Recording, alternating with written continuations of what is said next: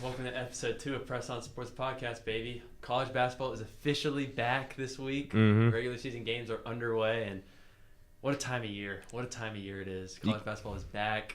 Weather's getting cooler outside. It's time. You could even say it's the best time of year. Oh, yeah, I would agree with that. Once fall hits in that mid-October, November, when every sport's on. I mean, every sport's good. No sport obviously can contain what college basketball has to bring. No. It's the best time of year. There's college basketball on every night. Big games, mid-major games. We've seen crazy stuff already happen. Mid-major games, which we'll kind of hit on first as we go into our mid-major minute. Yeah. Basically just going over like big upsets of the week, and we already saw Hawaii Pacific beating Boise State. Boise State projected third in the Mountain West. Obviously, like, was a contender to be a tournament team. Yeah. Lose right off the rip to Hawaii Pacific, who was one of the worst teams ranked on KenPom. Yeah, no, that is unbelievable. Hawaii Pacific was ranked 7th in their conference in the Division II. Like, this won't even affect their rankings because they don't have rankings for that. You know what I mean? Yeah, Boise State, I mean, they're one of the most consistent teams every year. The Mountain West is always competitive, and this is a super shock to see them lose this early. I don't know. They had top 25 votes. Like, this is for sure, like, basically, okay, well, should be a tournament team at the very least. And then losing a game like this to Hawaii Pacific is just unbelievable. And, like, Hawaii Pacific led for most of the game. I mean, it was all Hawaii Pacific the entire game. Yeah. Just crazy stuff already. They came into Boise and they left with a win. And left with a win. That's that's insane. unbelievable. And then another upset that we have in our mid-major minute is New Orleans wins over TCU. I mean, New Orleans was up at one time by 20. I mean, that is unbelievable. Again, at TCU. I mean, what is going on with these mid-majors already? I mean, is it March already in November? I mean, you can't tell me you watch any New Orleans or Hawaii Pacific basketball. We love basketball. I maybe not even heard of those teams. I've never heard of these teams. Yeah, shout out Master P. He's the president of operations, if you didn't know that. He was in the stands with his Bible saying how God is going to will them to a win and they're going to get some dubs. Hey. First game. Upset over a solid Big 12 team. Over a Christian school. Crazy enough. But, yeah. Anyway, moving on. Auburn evades the mid-major minute. Bethune-Cookman in overtime. Yeah, we deserve to put Bethune-Cookman on first game, and it didn't go as planned. Keyshawn Hall kind of willed them to victory with 28. Todd Pettiford, my SEC Player of the Year, did not live up to the hype one bit. No. And Auburn struggled in their first game. Yeah, if there's one thing you didn't want for Stephen Pearl to do, and it was to lose Bethune-Cookman, and they almost did that. Took him to overtime with that brutal foul. Send him to overtime. He Euro steps at half court, and you're going to hit his arm and land in the landing space. Not the way you want to start, but this Auburn team it's good. They scored a lot. Good. Their big man didn't score many.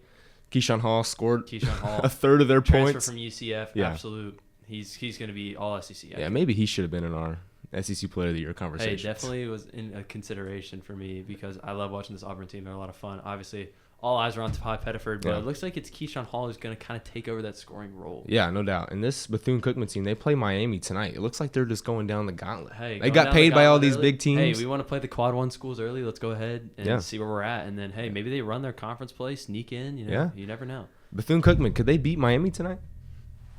I'm not going to bank on it. 16.5 underdogs? Oh, 16.5? Yeah, no. All right, we'll see. We'll see. I mean, if they went into the jungle. Maybe a sneaky cover. Who knows? We'll see. Never know. We'll see. But, okay, we're going to jump into our one shining take. We'll do this every episode. We'll go into, like, what we think is going to happen, like, kind of like our big takeaway. Just a bold take, you know? Just a bold take. And our bold take this week is Koa Pete will be in the same conversation as AJ Devanza and Cam Boozer when the draft comes around. And Darren Peterson. I think he's jumped Darren Peterson. I think he's going to be that third guy in the draft. I think NBA teams nowadays, they want that size and length. They're going to go the bigger wing. And traditionally, I mean, that's the way it's looking. I mean, I don't think a guard is going to get drafted inside the top 2 under 6'4" ever again. I mean, you think this is the revolution of wings and bigs? The wings or bigs are going to go high off the bat. And I think Koa Pete, obviously, after probably one of the best freshman debuts all time, is probably going to go. I would say the best freshman debut. I mean, people are having to go back to Lou Alcindor back in with the 60s. Mm-hmm. Yeah. I mean, that is unbelievable. Oscar Robinson in Cincinnati. Like, people are going back that far to relate to what we just saw on Monday. Yeah. I think the consensus top 2 is going to be Cam Boozer and AJ Devanza. I don't think there's any changing that. I think, they've been hyped up for so long. I mean, I don't see a world where they don't go 1 and 2, but the 3 spot for me is kind of open between Koa Pete and Darren Peterson. I think Koa Pete just might jump Darren Peterson in that race. Really? Koa Pete, I like him a lot. The only thing for draft stock wise is he doesn't shoot the three. Mm-mm. He went 0 for 0, and he really struggled on his free throws. He could have had probably 36, 37 points if he would have just knocked down the shot. And you can see when he's there, he's not confident in his jumper. Mm-hmm. But if he's back to the basket and he's going to do a fadeaway, that's money every time, which is an NBA type of shot. Mm-hmm. But if he can space the floor, because he's only 6'8", I say only, but if he's going to have to play a 5, if he can't shoot in the NBA, he's going to run small ball lineups. I would like to see him expand his game beyond the arc. Yeah, he's definitely going to have to. But NBA shooting coaches change, people for a lifetime. So, there's no doubt that I think he will develop a jump shot at some time. But, yes, I would love to see that in his game. But I think his raw intangibles and the way the NBA is looking about, like, going away from the guards and going more wings, okay, we want to put a lot of potential into these guys. I could see Kobe Pete being the third guy in that draft board. Wow. So your take is he's going top 3? Yes. Guaranteed. I will say Kobe Pete will be the third guy selected in the NBA draft over a guy like Darren Peterson. Okay. I like it. I don't know if I totally agree. This is your take this year, this episode. Yeah. I'll have my take next episode, but I like it. Yeah. If he can expand beyond the arc, he will be in that conversation. I would totally agree. Yeah, I would like to see him separate from Cam Boozer because they kind of have the same game, but Cam can step behind the line a little bit more. Mm-hmm, yeah. But and then Kobe, AJ, AJ's he's just do it all. You can get to the free throw line, you can score off 2 feet, dunk on everybody, pull up on everybody. Yeah. You're going to be an NBA And player. he can throw lobs apparently. Yeah, seriously. Who knows? The big debate. But I think those are the top two consensus, but I would put Kobe Pete in that third spot. Okay. I like it. Yeah, this Arizona team is scary. I was super high on them before, but now I didn't expect them to go beat the reigning national champions. But I don't think, really anyone did. We'll hit that game a little bit later when we go to our game recaps. But, that game was fun to watch. Yeah, very fun. Probably the best game of the week so far. Yeah. Yeah, game flow-wise, basketball nerd-wise, the stuff they were running was just insane. Yeah, our last segment, Truth or Turnover. This is going to be where we kind of make some takes early in the season, and if it's right, truth. If it's wrong, turnover. First one, I'm going to hit you with Cam Boozer will follow in Cooper Flagg's footsteps and lead Duke to the Final Four. I'm going to go truth. I don't think there's a lot to say about that. Cam Boozer's obviously following into those Cooper Flagg's footsteps. He's played great in both his debuts. Obviously, the Tennessee scrimmage, he played amazing. In the first half against Texas, a little shaky, and then came out in the second half. Looks like it didn't hurt his confidence at all. Was the Cam Boozer that we all know, and I think he's, same height as Cooper Flagg. He's really in that mold of Cooper Flagg. He's a great defender. He's going to get to his spots. He's going to score. So I think he's definitely going to fall into that number one pick in the draft conversation. You think he leads him to the Final Four? That's what I was getting into. The Final Four. I could definitely see Duke being a Final Four team. I think they're probably going to run the ACC, so they're probably going to get that 1 seed. It's not too hard. Hey, not that hard. So I think they're probably going to get that 1 seed, and I think leading John Shire's been to the Final Four already as a 1 seed last year. So I think, hey, if he's got another player like Cooper Flagg, I don't see why not. Yeah, I was reflecting on that team last year, watching this team versus Texas. They're just not as talented. They're definitely not as talented, which does scare me. But I think that Duke is going to figure it out, maybe running some different lineups, figuring out what guys fit where, and then run some schemes around Cam Boozer, get him more involved. And if he can shoot the 3 ball, that'll obviously open up the defense, give more kickouts for Isaiah Evans, who's a knockdown shooter. So unbelievable. I think how talented that last year's team was is how we're going to talk about 2015 Kentucky when they were so good and lost in the Final Four. This could be last year's Duke team could be one of the best teams to never win. I totally agree. So they got big shoes to fill. Yeah, can they get over the hump? This is definitely the best Duke team since probably that 2018 Duke team. So last year's, yeah, 100%. This is probably the best Duke team since that 2018 team. So under the new regime of John Shire, kind of filled the shoes of Mike Krzyzewski now. Kind of understands. He had a rocky start, but he's back. Had a rocky start, but I think he's gonna get back and probably get Duke back in the Final Four. Yeah, he's a top 5 coach. Right I would say, for sure. I think this is definitely an Elite 8 lock team, Final Four team. Could definitely see it. Yeah, well, there's a lot of season left. That was just one game. They didn't look great, but they didn't look great. But they still won by 15 over a good SEC opponent. Yeah, exactly. And Cam Boozer, obviously, first half didn't look great, but it didn't hurt his confidence, which is telling to say as a freshman. Yeah. And John Shire said was you were playing soft. He said, all right. I know. Took it to heart, and second half, what him to a win. Yeah, he took that right out of Coach K's book. You ever heard that? Jason Tatum. He said, boys from St. Louis are soft. Yeah. He took that right out of his book. Learning from the greatest. Yeah, of course. All right, now I'll ask you a question. Is college basketball better than the NBA? Bro, this is the easiest truth I've ever been asked. College basketball is so superior.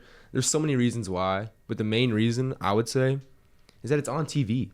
Right. Every single game. You got SEC Network Plus, but that's for the Kentucky versus Nicholls State. Yeah, right. But every game's on TV. TNT, CBS, Fox now carries Big East games, and I mean, ESPN now. I mean, every game's on, so every night you can sit down on your couch from about 5:30 to 12 and just watch college ball. NBA, you gotta buy Peacock. You gotta buy all this random stuff, dude. But no, other than that, I mean, obviously it's nice to watch the games. It's nice for us. It gives us something to do. Yeah. But, you know, the rivalries and the arenas and just the amateurism as a whole just elevates it. You know, Kentucky versus Louisville next week, you don't have that in the NBA anymore. You used to. Yeah, for sure. Which made the NBA more exciting. You know, Michael Jordan versus the Jazz. There was rivalries. Yeah. There was like this atmosphere built around the NBA. Animosity against the teams. Yeah. Even with the NIL, people were concerned that the rivalries are gone away. But you can honestly say, with the bidding wars, it's increased. Yeah, for sure. 100%. And I think just like the atmosphere around college basketball. I mean, there's a reason that the tournament does way better than the NBA Finals, right? I mean, every Final Four has more views than the NBA Finals. I think it's just a testament to that. Yeah, what's the first thing when you think of March? Madness. I mean, that's... college basketball. What's the first thing you think of April and May? It's not NBA playoffs. Nope. You're thinking right of that Final Four. Yeah. Who's exactly. You just think about Final Four when you hit April. Exactly, yeah. Yeah, college basketball. You're on spring break, it ends right there, and then you go right into college basketball. I mean, it's perfect. What a time that was. Oh, that's amazing. Goodness. Best time of the year. Best time of the year. But also the unpredictability. Just like we saw with this New Orleans over TCU, like we hit on them in major minute. Good teams don't lose in the NBA, right? Unless they're hurt. Yeah. The Thunder finally just lost their first game last night, but their whole starting lineup except for Shea was out. You know, exactly. But any team could beat any team. That's kind of the whole thing of college now. But we'll have to see if that can translate to the tournament last year. Just one bad night. Yeah, because last year in the tournament there was no major Cinderellas. Right. You know, McNeese won, and Arkansas I guess was like kind of the Cinderella run, but I mean, even then they were a 10 seed and they're an SEC team. So. That could transition. A question to you: truth or turnover? Right. Will we have one or more Cinderella teams going past the Elite Eight? Ooh, going past the Elite Eight? Elite Eight or so Cinderella teams what? Double-digit seed? Yeah, and mid-major. Going to the Elite Eight? I'm not gonna bank on that. I'm not gonna bank on two double-digit seeds going to the Elite Eight. I'm not gonna bank on that. Do you think that's because of NIL? So I'm gonna go turnover on that. Definitely has a factor in it, no but doubt. I mean, I could see like an SEC team being like a 10 seed and then going to like a Sweet 16, maybe an Elite Eight. But I don't think like do I think a mid-major is going to go all the way? I don't think so, unless they get really hot. With that Drake team last year as the 11 seed, like that was probably our best chance we got. Yeah, because now that's the whole Iowa Hawkeyes and team. then that was round of 32. Yeah, so I mean, you know, it's just stuff like that. That does suck about college basketball now. It's becoming more like the NBA, which is the worst part about it. But it's not there yet, and there's still some amateurism, which is just what we love. Yeah, there's still a ton of parity in it. I mean, it's just anyone's night, you know. In March Madness, it's anyone's night. So, you know, hey, could there be two double-digit seeds in the Elite Eight? For sure. Am I going to bank on that this year? No. Everybody loves a good Cinderella. Of course. I mean, doesn't everybody? I mean, the St. Peter's run, I mean, I know it broke our heart, but I mean, everyone else loved it. That's a sin. Don't mention that. Anyways, we'll move on to our last truth or turnover. Do you think UConn will go back to the top and get to the Final Four? Will Dan Hurley get out of his little funk that he had last year and get back to his winning ways? Yes. Okay. I do. I think so I think this team, they got enough returners. They got Solo Ball back, which I think could win the Big Ten Player of the Year. Alex Caravan back. This team is legit. I think Dan Hurley's motivated, you know, but actually for real this time, not just fake motivated like we saw on Maui. He's written books about how last season affected his mental health, and he's really ready. Yeah. He's taking this to heart. He's ready to win. Yeah. I mean, this team is not the most talented team in the country, but they got a guy who knows how to win and who has won in the past. And I'm going to bank on that. They have the best coach in the sport right now. I can't argue that. Yeah. I think it's if you won two, think about it, 2 national championships in 3 years. It was 2 in 2 years. That's unbelievable. And their bad year was getting a 9 seed. Exactly. And winning the first game versus Oklahoma. Right. And then having Florida on the ropes. So it's like, you know, if that's their bad year, I mean, that'd be most teams' good year. Yeah, we saw their floor, and it was still, you know, had their ups and downs. And they probably got in with the 9 seed, mostly because their name, you know, UConn. Yeah. They were back at the top, but I think they go back to that blue blood level and really compete 100%. This year. Yeah, I would say they're definitely in the blue blood contention now. They're definitely an established blue blood. Yeah, I mean, they've got more. Yeah. I'll move into your hard hat award for this week. So I kind of hit on our one shining take. We'll flip-flop this every week. So your hard hat award, basically a guy that's just playing the game hard and just play this game the right way, man. Like game wrecking, just fun to watch. Who do you have for your hard hat award? BYU center, no other than Keba Keita. This kid, he is an animal. He's everywhere. He is that guy on the floor. He's like Wemby. With not saying the talent, but with what he affects everything. I mean, he is bearing ball screens. It means he's doubling and hedging, but he does it with his hands up, his hands wide. He's getting steals. He's going the other way. He is feeding AJ Devanza for easy buckets. Makes Rob Wright, Richie Saunders' life so easy. What he does. I mean, I think he had 3 steals, 2 blocks. He only had 8.7 rebounds. But that's just in the box score. He does so much more than the box score. And this is what you have to win. Yeah, setting those Gortat screens for Rob Wright, getting downhill. Those Gortat screens were unbelievable. He clears the lane. Yeah. He makes guards' life so easy. I mean, I was literally about to text my coach, say, hey, you guys got to do this from high school. This is the new wave of college basketball. If you can have a center who can clear out, because they're not going to call it. You're just technically boxing out. Yeah. And a Gortat screen is anything when the guard drives, you just clear the big man out. So when they beat their man, they have an easy layup. Yeah, easy layup. And, hey, KB Keita obviously catching lobs from AJ Devanza too. I mean, that's unbelievable. It's unbelievable. AJ Devanza shouted him out post game. I mean, it's just a testament to this BYU team, and that is why they could be sneakily in my Final Four. Oh, little sneak peek there. Little sneak peek, baby. All right. KB Keita, I think he is an intangible player that it's irreplaceable. He's not gonna be a top 10 first round pick. Even he doesn't get paid the most, but dang, is he important. Yeah, very important, and that's why he is our Hard Hat Award winner of this week. Shout out Kaba. Now we'll move into our Monday game notes. Obviously, some crazy games first week of the year. I mean, we got to start with the obvious one. Arizona beating Florida. Florida coming off the national championship, goes to Vegas and loses to Arizona in a neutral site. Yeah, neutral site, but it really was a home game for Arizona. Right down the road. Those fans travel. I was super surprised to see Arizona just go in and look like the reigning national champions, and not Florida. Yeah.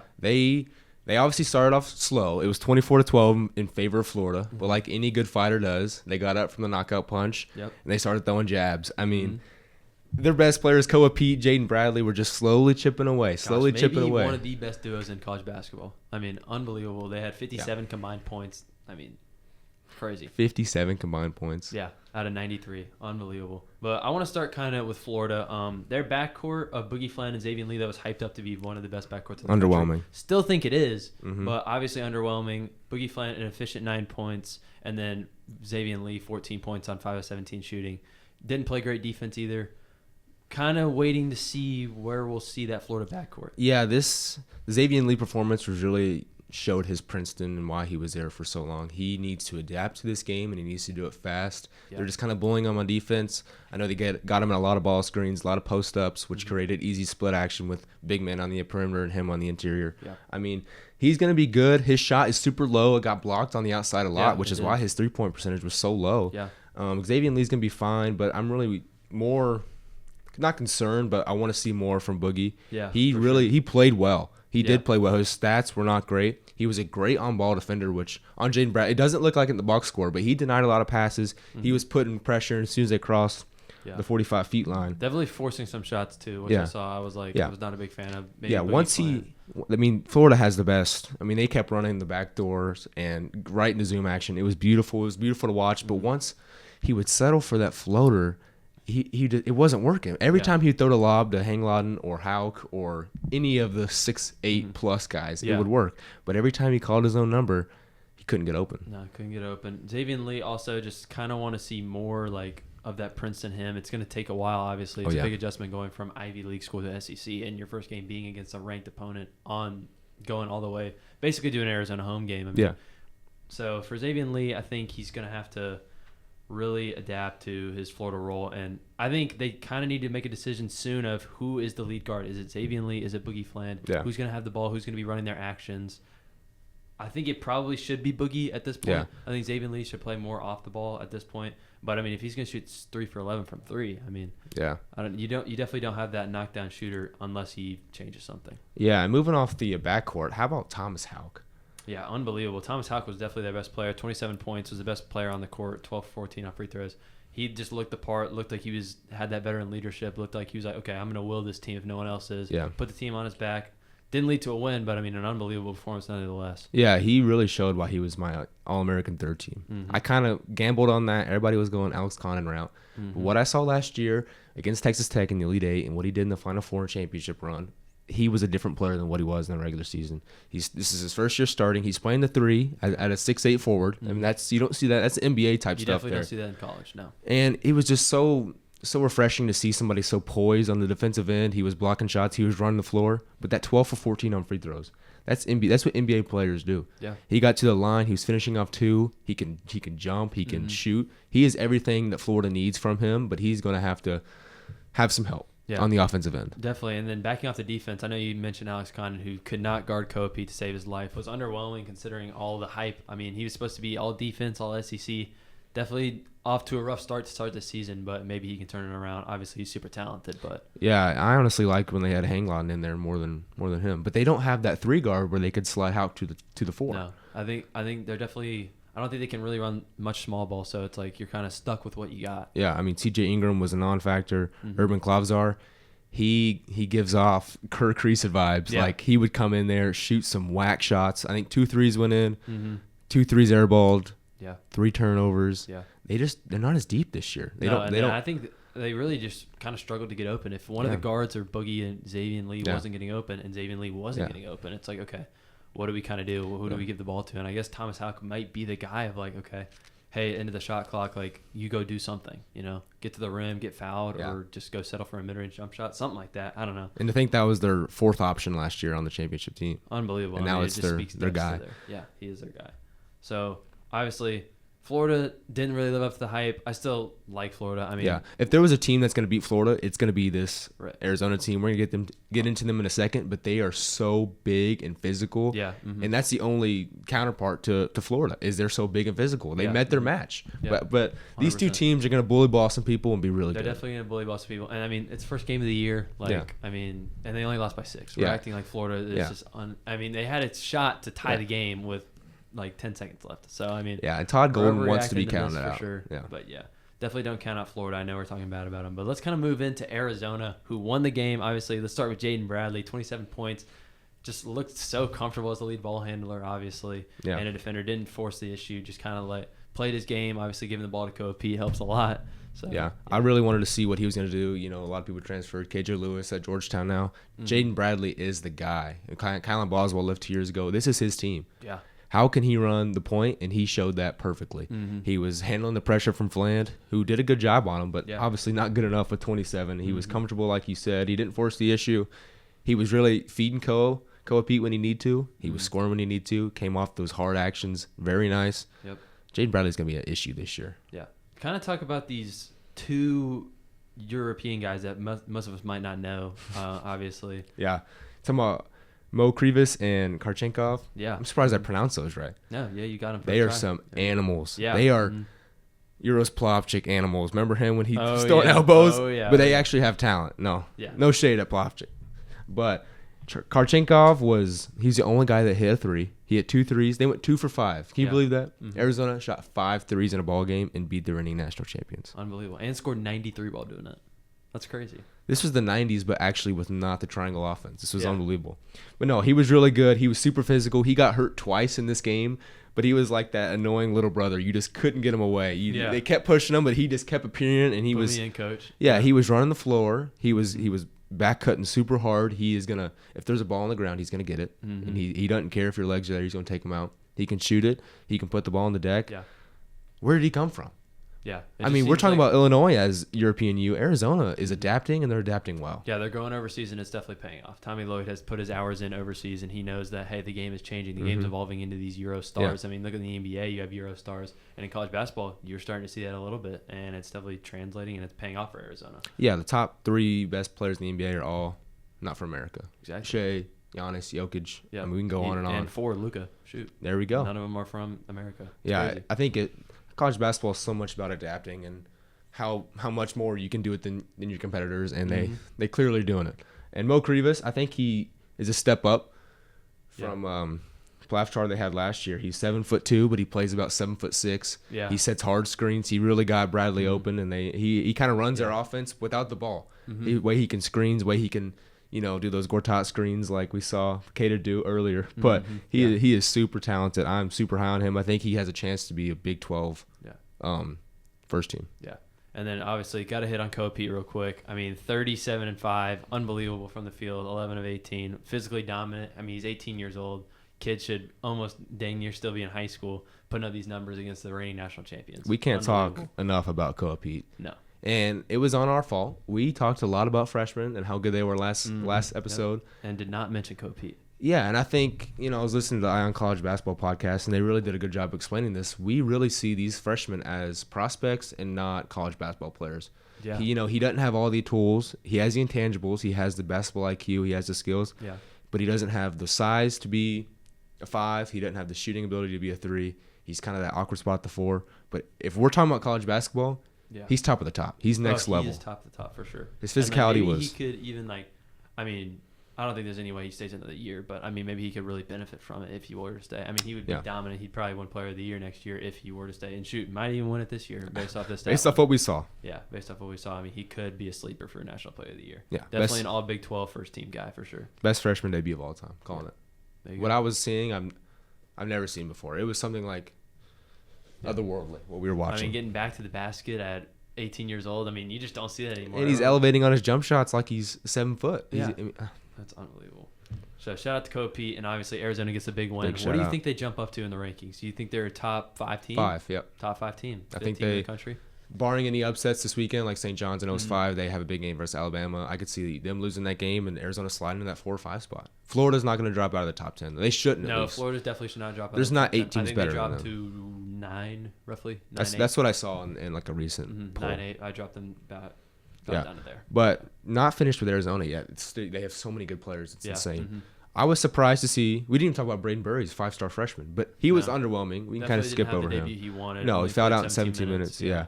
But I'm surprised he started over Anthony Del Orso, the senior. He's been there 4 years. Another overseas guy from Australia. He was the 2 guard the whole game. When Jaden Bradley needed a rest, he was the one who brought up the ball. He came off curls. He was knocking down jumpers. He was playing good defense. He is the perfect 6 man. And then you have Tobe Awaka. Tobe Awaka, transfer from Tennessee, obviously plays bigger than his body says. I think he's only listed at like 6'9", but he just rebounds the heck out of the ball. He does. Crazy.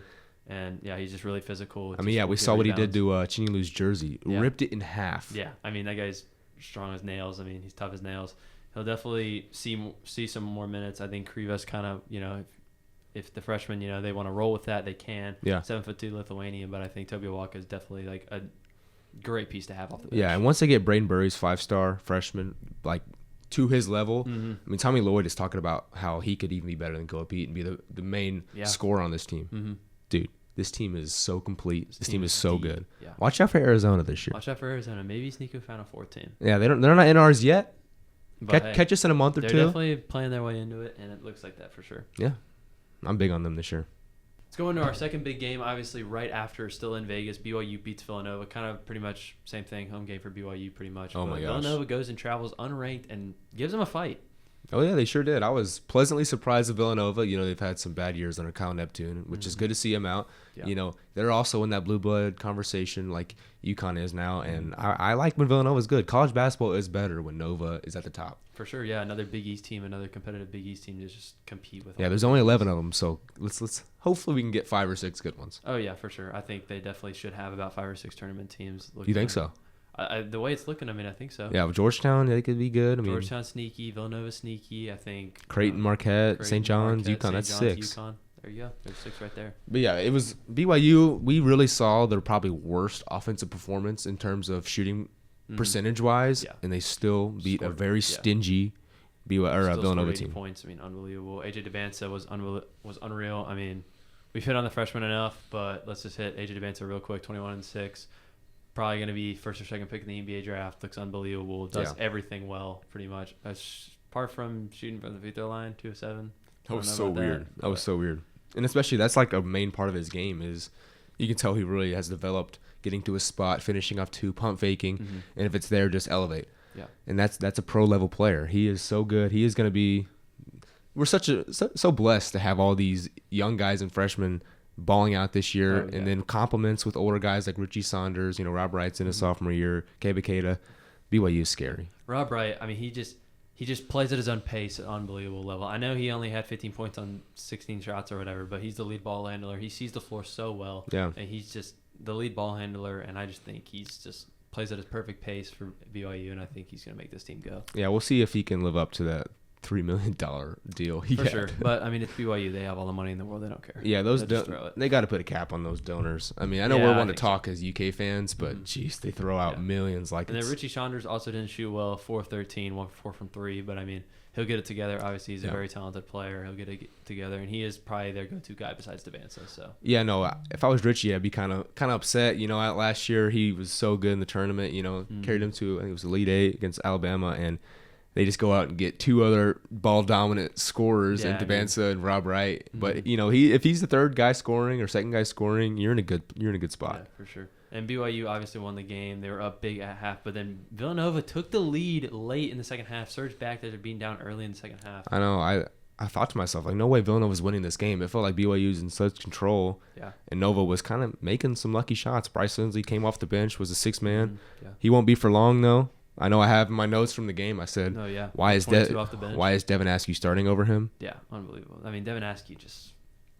Why is he still... I mean, the fact that he's still in college is crazy. When he committed to Kentucky in 2019, AJ DeBansta was 13 years old. Yeah, and now they're playing each other. I mean, that's unbelievable. And one's a lot better than the other. Yeah, and Devin Askew, I think this is his 5th school in 5 years, I believe. It is, yeah.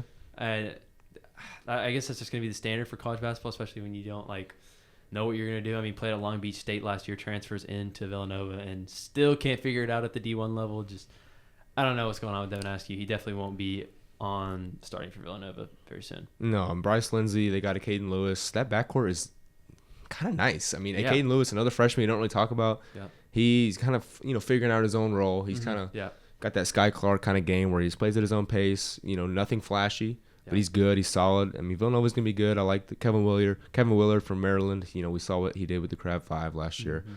Watch out for Villanova. Sneaky team. They could be a sneaky team in the Big East, but this is probably the floor of BYU's offense. But their defense can carry them if need be, which is the big thing for BYU this year was going to be, okay, can they defend? And I think they can. Yeah, their length is huge this year. Yeah, and I think we already hit on their center. So I think it's just going to be, can the BYU offense come together? I mean, obviously they're going to shoot better. I mean, they're not going to go. You're going to shoot a lot of threes every game. Yeah, of course. So it's like, can that play style transfer into March where they can win tournament games consistently? Yeah. Because, you can win 2 or 3 games where you score 105 points, just like Alabama did, but then when you get to those road where you play a defensive team that's going to slow you down, can you adapt to that? And I think they can, because it looks like their defense can carry them to that level. Yeah, and this is so good for AJ DeBansta to be in Kevin Young's offense, because he came from the Suns. He probably had the Suns' job if he would have stayed there this year.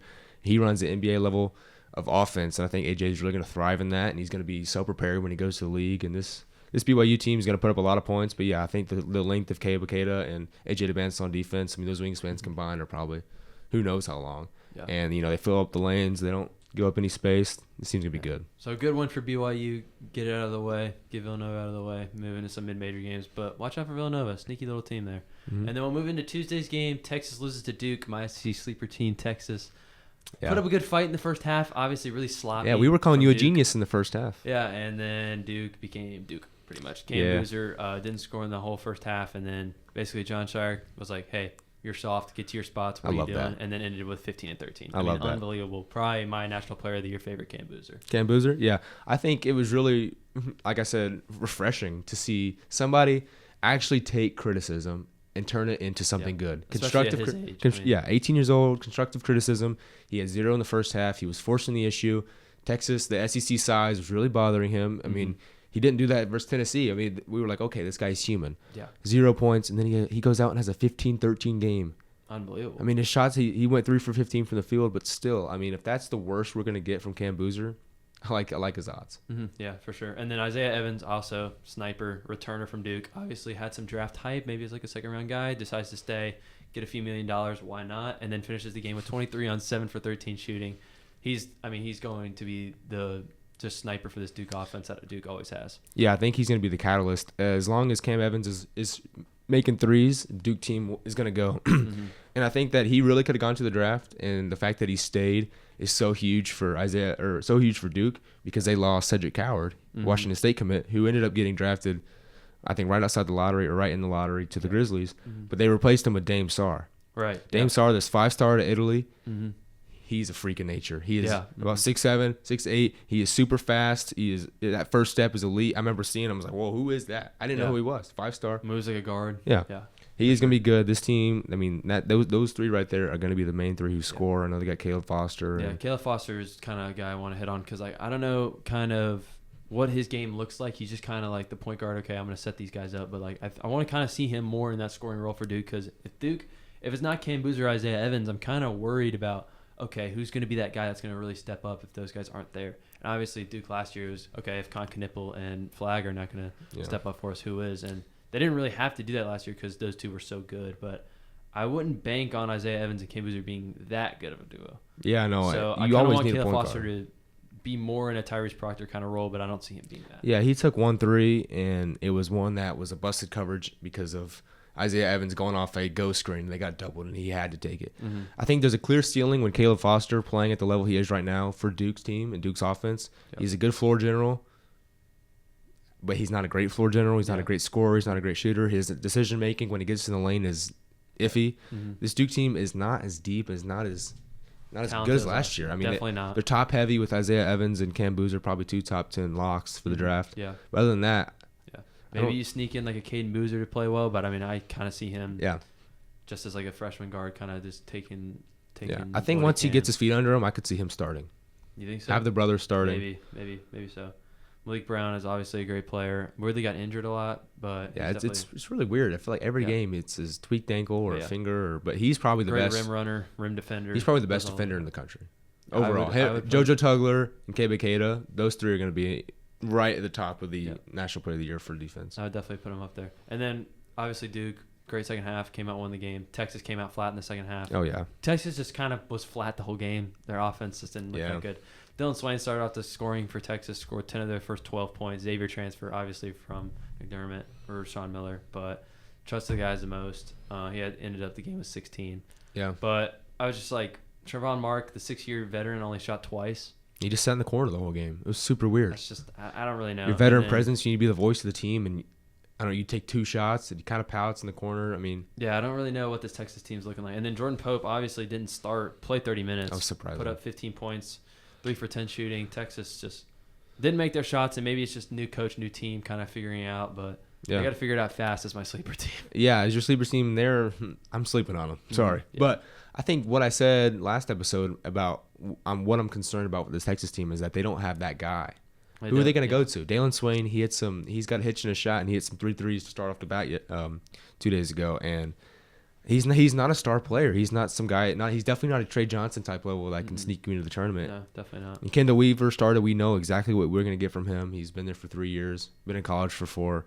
This team is, they're gritty. Yeah. They'll win some games. They'll grind out some games. They're going to have to figure out, okay, who's going to play in what role, and then what rotation are we going to run? Because you don't want to be full with rotations for much longer. No. You want to maybe find that established rotation for 1 to 2 weeks, barring injuries, and roll with that because you don't want to hurt people's confidence. You don't want to do stuff like that. So I don't know who's going to score for this Texas team, honestly. Maybe Dylan Swain is that guy, but I would love to see their options because they have options. They have talent. Would you like to see Simeon Wilcher get more minutes? I mean, only 15 minutes. I would hope St. John's transfer. I would hope someone because at least he's crafty enough to create his own shot for himself. So I think maybe you just go with that option. But I don't know what it looks like. But, Texas just came out flat and hope they can figure it out. And then stacked SEC because they will have to. Yeah, the center from FAU, he was good. He shot a career high of 10 free throws the other day. Patrick Ngagwa from Duke really couldn't handle him down low. Good rolling big. Yeah, he's great. Back to the basket.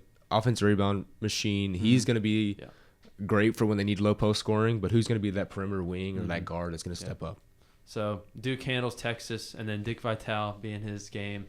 Shout out to Dickie V. Dickie V. He sounded great. He did. Really, he did sound good in the booth. I know. Like we were watching the game together, and I was like, "Whoa, Dick does not. He just sounds way better than he did last year." So that was awesome to see. Obviously, Dick Vitale, college basketball legend. All love you, Dickie V. Yeah, and I love that we get to honor people when they're still alive, not to wait till when they're gone, because he deserves this. What he's done for college basketball, what he's gone through. What he's gone through. I mean, he is college basketball. He is the voice of college basketball. Yeah. And he is the guy, when you think college basketball, you think of March Madness, you think, I got to get out of here.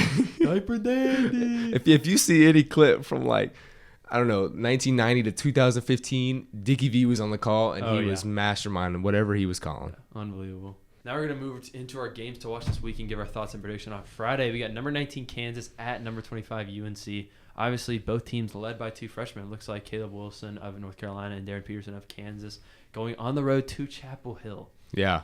I mean, we're in such a good time of college basketball. College basketball's back.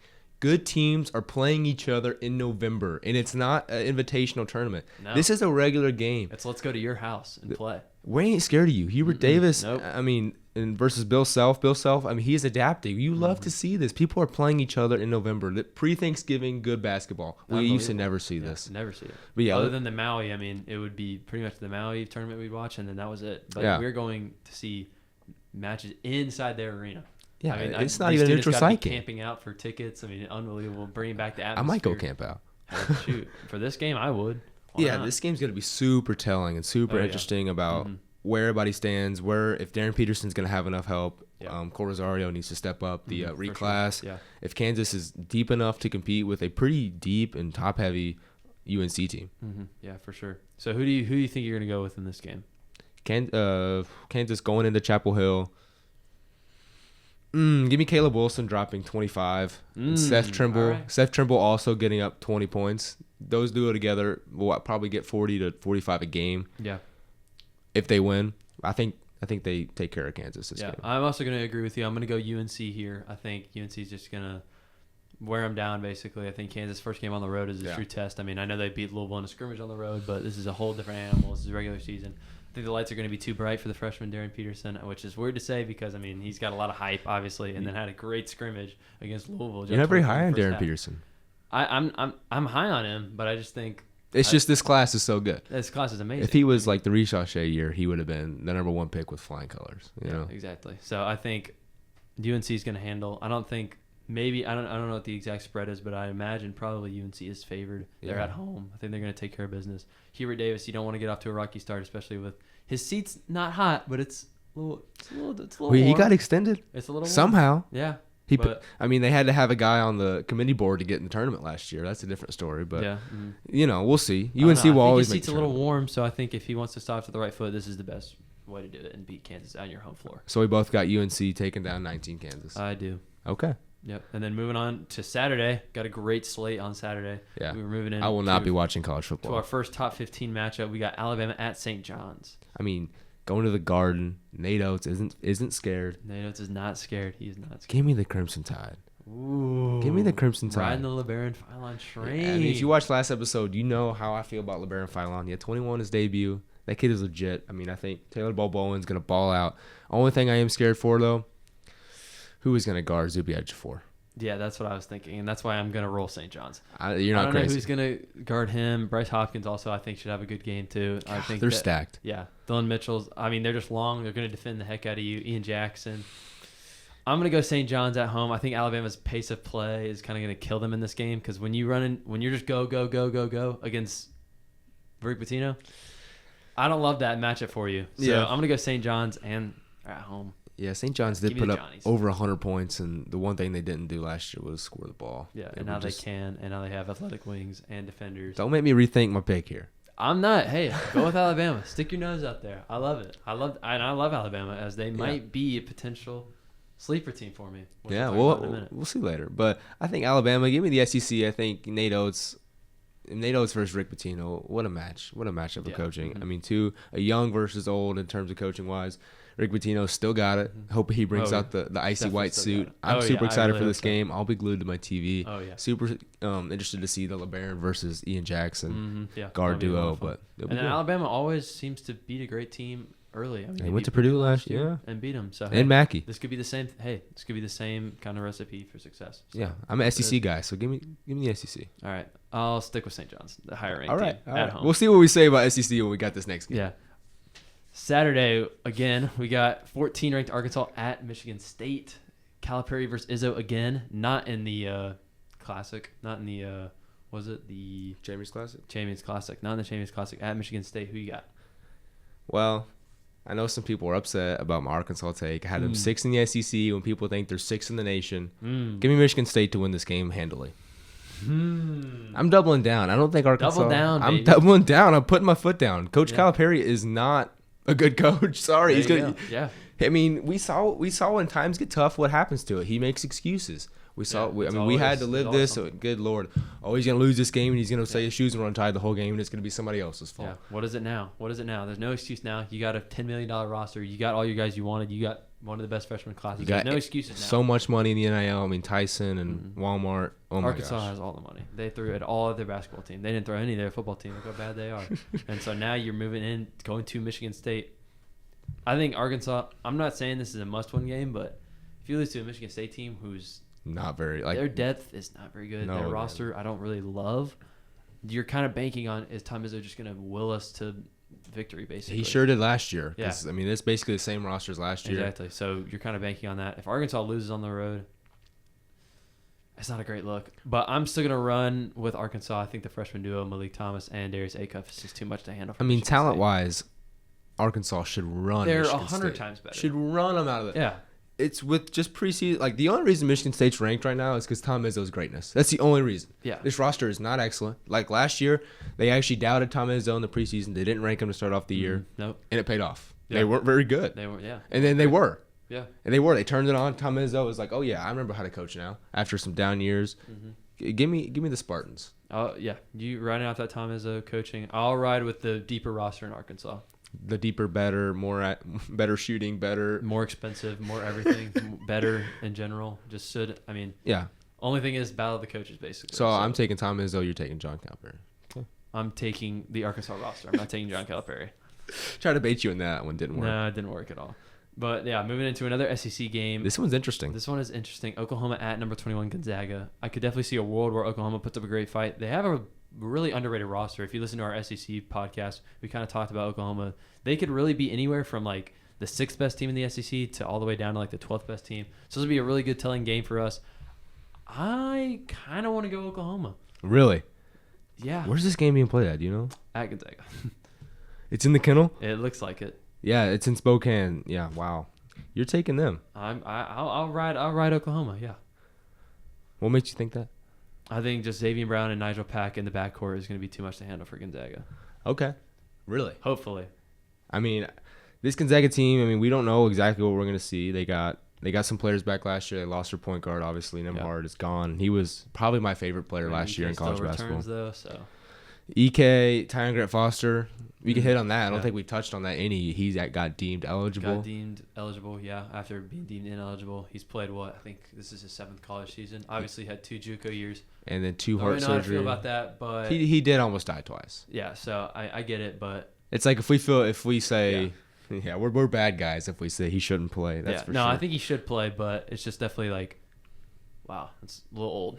A little old, but I mean, in his debut against Texas Southern, granted, Texas Southern, an inferior competition. He had 15, but Graham EK's back. The Utah transfer has been there because Oklahoma's front court is not deep at all. So it's never deep ever. I can't remember last time I was like, oh, Oklahoma had a good center. I mean, it's been years. Yeah. But I mean, Graham EK's back. Braden Huff's back. They have Emmanuel Innocente. He's been a returner. We don't really know what we're going to see from him. He didn't play much, played 18 minutes. He only had 5 points. I mean, this team it's different. They don't have Nolan Hickman. They don't have Nembhard, and we'll just have to see what we get from him. Yeah, we're definitely going to have to see what we get from him, and that'll be an interesting game. Definitely telling for Oklahoma. Caleb Battle's gone. Yeah. I think Porter Moser low-key could be a sleeper on the hot seat for Oklahoma if they don't make something happen this year. He I think if saved they're his not job a tournament last year. team, could be a sneaky hot seat if they don't make the tournament maybe. Yeah. So I think this is a good telling game for them. Even if they don't win, oh well, it's a quad one opponent, your first game of the year. I mean, stuff's going to happen. So you're going with Oklahoma. I am going to ride with Oklahoma, though. Going into Spokane, game 2, and beating number 21 Gonzaga. Wow. Give it to me. I did say I like SEC, and then I picked against them twice now. Yep. Give me the Zags, I think. Better coaching, obviously. Better coaching. Porter Moser. You know what you're going to get. Yeah. You know what you're going to get. He snuck in the tournament last year and actually was about the same seed as Gonzaga, as Gonzaga last year, about the 8-9 seed. I'd give me Gonzaga. I mean, their roster's loaded. They have a bunch of veterans with EK, with Tyon Grant Foster, with Braden Huff. Yep. I like the Zags. Yeah. I like the Zags to finish better than 21st this year too. I would agree with that. I think this will kind of be a telling game. Even if they lose, they still have great opportunities. They play Kentucky in December. Yep. And then they move into the WCC, where obviously they'll probably run the table. So Obviously, you yeah. know, yeah, kind of run into that. So Well, they won't beat St. Mary's, obviously. But. hey, maybe not. They'll split every year like they usually do. Oh, yeah. But anyway, moving into Monday's last game, last big game of the week, Mississippi State plays number 16 Iowa State in North Dakota. Yeah, well, what an interesting matchup. I'd Interesting like to matchup see in a weird location. Yeah, I'd like to see the last time they played. Couldn't have been pretty recent. But Mississippi State, another SEC team, very solid. I mean, they ran the table with North Alabama last night, which isn't saying much, but, it's good to beat the bad teams out of the way, get prepared for a number 16 Iowa State. Mm-hmm. Yeah, for sure. Who do you like in this matchup? Man, I'm really going back on what I said, aren't I? Mm-hmm. You're taking Iowa State? I'm taking Iowa State. I will also take Iowa State. You So know how much I love Iowa State. You can't bank on that. No. And Mississippi State is my sleeper team in the SEC. I really want to take them here. I already took Oklahoma over Gonzaga, which I'm a little bit regretting now. But, oh well, can't go back off what I said. But, yeah, give me Iowa State. I think they're just more talented. They're deeper, better coaching. Bigger. Oh, yeah. I mean, I'm taking them. TJ Otzelberger. They don't have to travel as far. Yeah, I mean, Milan Momcilovic had a 29 bomb. They got Josh Jefferson back. They got Taman Lipsey back. How is this team ranked 16? I don't know. I mean, College basketball is loaded. Oh, it's loaded. Shout out NIL. And the Big These teams are loaded. And the Big 12's loaded. So it's just it's going to be tough. I mean, they're projected, what, 5th or 6th in that Big 12? Yeah. I mean, it's unbelievable. Nobody's higher than Iowa State than me, and they're about 6th in the Big 12. That's crazy. Yeah, you got teams like Kansas, you got Arizona, you got BYU, you got Houston. I mean, that automatically. We're having Baylor behind them, and Baylor could be good, Don't count on Scott Drew. Yeah. So. Yeah, give me Iowa State by a lot. Moving into our final 4-team predictions, kind of what everyone's been waiting for. Obviously, this is the big thing for March: is who's going to make the Final Four? Who's the road ends here? Who's going to be in the big dance? We'll both start by both saying we both do have Houston in our Final Four, which I mean makes sense. I mean, they are the number one team in the country for a reason. They're unbelievable. Yeah, I think they got so many returning pieces with Sharp and Uzan and obviously Kelvin Sampson, and the way he runs this program is exactly how you'd want it. I mean, you see those drills and practices where they're trying to kill each other, going after the basketball. You love to see that. They're not going to be the most talented team. They got Chris Sanak, insane freshman prospect. We're not even talking about Chris Sanak. Last year he would be a top freshman. This is insane. Houston's going to be right back to the top. But we also share a pick with UConn. Mm-hmm. Yeah, UConn's unbelievable. Obviously had the best coach in the sport, Dan Hurley. He's unbelievable. Obviously going to try and get back to his winning ways. After a 9 seed last year, and he said, this is just terrible. I mean, I'm going to just went into a dark place. I had depression, everything. And they made a 9 seed and gave number 1 Florida a run for their money. I mean, that's unbelievable. Obviously going to get back to their winning ways, I think. I mean, Santo Ball is unbelievable. Alex Caravan's unbelievable. They got both those two guys that I think are really going to lead them, and they got a deep bench. I don't really see the problem in UConn. I mean, they have experience, which obviously has a lot of weight in March, I think. But kind of going back off my pick for why I have BYU in my Final Four. Yeah. I don't know how to feel about it, but I think based off what I saw from game 1, if that is the floor for BYU offensive-wise, I mean, I think they're going to go right back to the Final Four. AJ DeBance is unbelievable. Richie Saunders is going to get together. Rob Wright's probably one of my favorite point guards in college basketball. He's played very well. I think give me BYU. Give me BYU. Two Big 12 teams. 2 Big 12 teams. That's kind of bold, We saw 2 SEC teams last year, so you think they're going to kind of replace the SEC this year? I think they definitely could. I don't think they're going to have more teams in the tournament than the SEC, but I think they're going to go on deeper runs. Yeah, the Big 12 is definitely top heavy. We obviously didn't get into their conference rankings much, but they got teams like Oklahoma State that can make some run, some noise, but it's really 1 through 6, excluding Baylor in that top 6 for the Big 12. I think they could be really good. But you got BYU. I can respect that. Kevin Young takes a step, but I got the former BYU coach leading the Kentucky Wildcats. I know it's fitting for me. Yep. But I think this Kentucky team's really good. They need to have a clear star. Owe needs to play like the National Player of the Year, like he's being even hyped up to be. Yeah, he hasn't yet in the preseason. He's been good, not great. Yep. But I don't know. We'll have to see. I'm not super impressed with what I've seen so far. I was impressed with the Purdue game. I know Kentucky has Jalen Lowe back tomorrow versus Valparaiso, so we'll see how he can fit in. Mm-hmm. But this non-con schedule for Kentucky is probably why I'm picking them. They'll be battle-tested, and they'll be ready to go. They'll be battle-tested very hard. And also, first half against Nicholls State looked a little rough. That's why I'm kind of on edge about Kentucky. I don't know how, obviously I'm a Kentucky fan. I want to pick Kentucky. But I'm a little on edge about that rough start. Yeah, we'll have to see. I mean, without a point guard, Aberdeen was still hurt, and once he played a lot, Right. he really filled in that 2-guard well. Lowe will be back on the 1. JQ comes back. JQ. Yeah. Once this team's fully healthy, gets the rotation down, who's going to play, who's not going to play. Yeah. Kentucky's going to be scary. But they just need to sit down on defense. Mhm. You know, they're good on defense versus Nichols, but Yeah, it's me and you Nichols. would be too. So, Yeah. but yeah, let's go into our last team. You have My SEC team, gotta have an SEC team in there. I'm gonna go Alabama. Give me that that fiery offense. bet that you weren't expecting just that. shoot some threes. I know I kind of picked St. John's against them just because of the style of plays don't really match up. But give me Alabama. They're gonna just run you out of the gym, I think. And I think Nate Oates is a great coach. He's already led them to the Final Four. I mean, when was the last time he hasn't been deeper to the Sweet 16? I mean, it's been a while since Alabama. I mean, they were not even a basketball school. Nate Oates comes to town from a small school in Michigan. Mm-hmm. Look at him now. Yeah, I mean, unbelievable. I think Alabama, LeBaron Philon, he's going to lead the charge for Alabama. Aiden Holloway as well. That backcourt's probably looking like one of the best in the SEC right now. Yeah, I mean, no disagreements here. I think Alabama can really turn it on. They always seem to, once SEC play comes around, they seem to really lock in and beat teams by a lot. Their offense is always so high power under Nate Oates. Yeah. I think it's a good pick. I did not go with them. I went with another Big 12 team. We both have 2 Big 12 teams in there, and I got Texas Tech. Texas Tech. Yeah. You know, I'm a big fan of JT Toppin. I mean, how could you not be? And now they got Christian Anderson back. They did lose some key pieces last year, obviously, to transfer portal, but I think what they did last year with a new roster and filling out. JT Toppin was a transfer last year. I think they showed some grittiness. They lost Federico, the backup big, to Texas A&M, but I think they're gonna have some good freshmen that step up and take them right back to the promised land. Yeah, 100%. I love your pick of Texas Tech. I think you gave great reasoning on why. And that concludes our Final Four. So go down full ranking one more time of who you think is going to make your Final Four. Texas Tech, Kentucky, UConn, Houston, and I got UConn win it all. UConn won it all. I got UConn, BYU, Houston, Alabama. Houston cuts down the nets in March. Wow. Yep. But yeah, pretty much wraps up our episode of Press on Sports. Hope you guys enjoyed it. Watch some college basketball this week because there's some great games. We obviously hit on all the ones that we went over. So sit down, watch some basketball, enjoy it. Yeah, thank you guys. Peace.